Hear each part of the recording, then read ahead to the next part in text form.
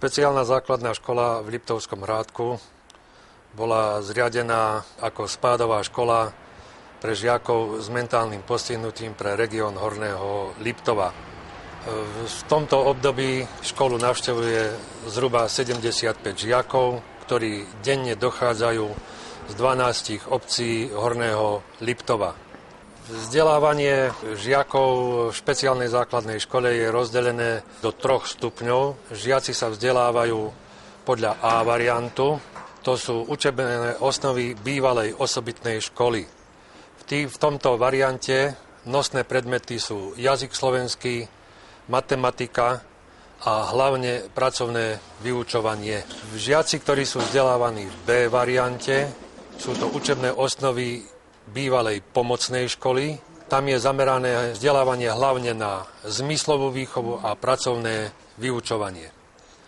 Žiaci, ktorí sa vzdelávajú v C variante, sú samozrejme všetci mentálne postihnutí a k tomu je pridružené iné postihnutie. Či už je to imobilita, bezrečovosť, autizmus.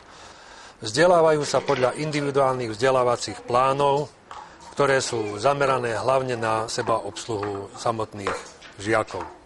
Práca s týmito žiakmi je mimoriadne náročná nielen pre učiteľa, ale aj vychovateľa a pri týchto detiach pracuje aj asistent učiteľa.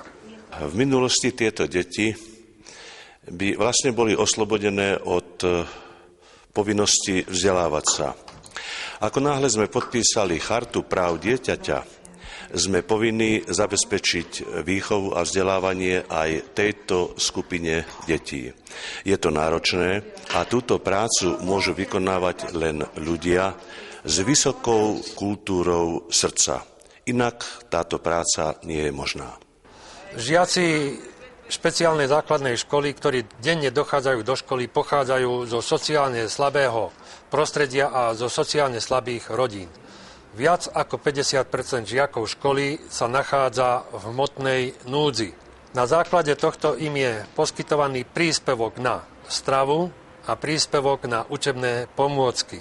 Práca s našimi žiakmi nie je ľahká. Prináša aj úspechy, ako je napríklad činnosť známeho súboru Kamoro, Slniečko.